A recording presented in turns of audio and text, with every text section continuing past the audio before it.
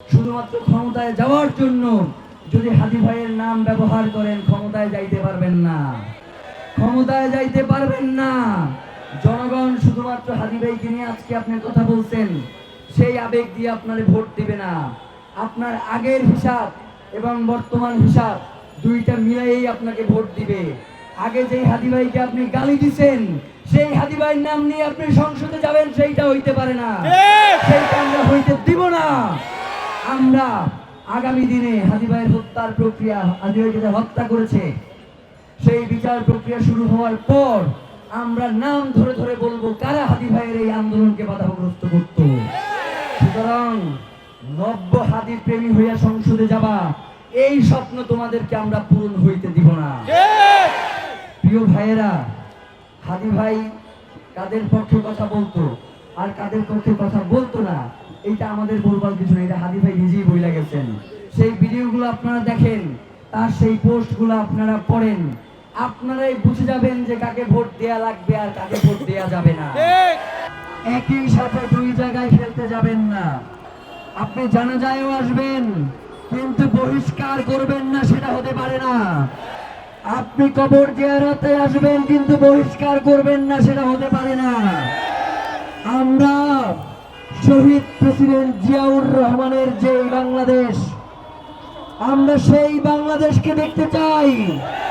আমরা বেগম খালেদা জিয়ার বাংলাদেশকে দেখতে চাই। আমরা কোনোভাবেই নীলফারদের বিএনপিকে দেখতে চাই না। আমরা কোনোভাবেই কায়সার কামালদের বিএনপিকে দেখতে চাই না। আপনারা আমাদেরকে সহযোগিতা করেন। গতকালকে বিএনপির সাবেক মহাসচিব যিনি ছিলেন, তার পুত্রবধূ এবং পুত্র দুইজনেই আসছিলেন। তারা আমাদের এই আন্দোলনের সাথে একাত্মতা পোষণ করে গেছেন। আমরা তো এমন বিএনপিকেই ধারণ করি। আমরা চাই, যেহেতু আমাদের এটা সাংস্কৃতিক আন্দোলন, আমরা চাই আজকে এখানে জাসাজ আসবে, আজকে এখানে সাইমুম আসবে, আজকে এখানে কলরব আসবে, আজকে এখানে বিপ্লবী সাংস্কৃতিক ঐক্য আসবে। আমরা চাই কোন দল, কোন মত, সকল কিছুর ঊর্ধ্বে গিয়ে এই জনতাকে আপনাদের প্রাধান্য দিতে হবে। জামাত এখন পর্যন্ত সরাসরি এখানে এসে এই আন্দোলনের সাথে একাত্মতা জানিয়েছে? আপনারা কেউ শুনেছেন? আমরা চাই বিএনপি, জামাত, এনসিপি প্রত্যেকের নিজস্ব রাজনৈতিক এজেন্ডা থাকবে। আপনারা আপনাদের রাজনীতি করবেন, সব ঠিক আছে, কিন্তু এই জনগণ তো আপনাদেরকেও হাদি হত্যার বিচারের জন্য পাশে চায়।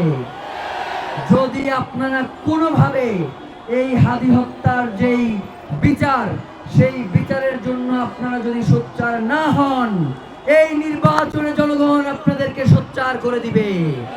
কিন্তু সেই পর্যন্ত আমরা চাই না যে আপনারা অতদূর পর্যন্ত পৌঁছে যান। আমরা চাই বাংলাদেশের স্বাধীনতা, সার্বভৌমত্ব টিকিয়ে রাখার জন্য, ইনসাফের লড়াই করবার জন্য আওয়ামী লীগের বিরুদ্ধে সকল রাজনৈতিক দল মতের একতাবদ্ধ হওয়া প্রয়োজন। এখানে আমি চাই জামাত আসুক, বিএনপি আসুক, এনসিপিও আসুক, একাত্মতা পোষণ করুক। কারণ ওসমান হাদি যতদিন বেঁচে ছিলেন, তিনি সব সময় আওয়ামী লীগের বিরুদ্ধে বিএনপি, জামাত সহ এনসিপি সকল রাজনৈতিক দলগুলোর একটা ঐক্য চাইতেন। এবং আমরা ইনকিলাব মঞ্চ শহীদ ওসমান হাদির এই আদর্শকে ধারণ করে আমরা চাই যে বাংলাদেশপন্থী রাজনৈতিক দলগুলোর মধ্যে একতা গড়ে উঠুক। কে ক্ষমতায় যাবে, কে ক্ষমতায় যাবে না, এটা তারা তাদের নিজস্ব রাজনৈতিক পরিমণ্ডলে আলাপ আলোচনার মধ্য দিয়ে গড়ে উঠুক। কিন্তু শহীদ ওসমান হাদিকে কোনোভাবেই কোনো দলের করা যাবে না, তার আদর্শকে কোনো দলের উপর চাপিয়ে দেওয়া যাবে না। শহীদ ওসমান হাদি বাংলাদেশের জনতার, তাকে বাংলাদেশের জনতার হয়ে বাংলাদেশের যারা রাজনীতি করবেন জনগণের সামনে উপস্থাপন করতে হবে। কোন দলের মধ্যে তাকে কুক্ষিগত করা চলবে না। আপনারা কি তাকে জামাতের হইতে দিবেন?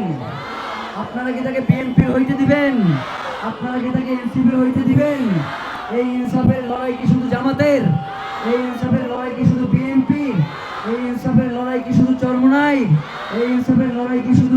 পৃথিবীর?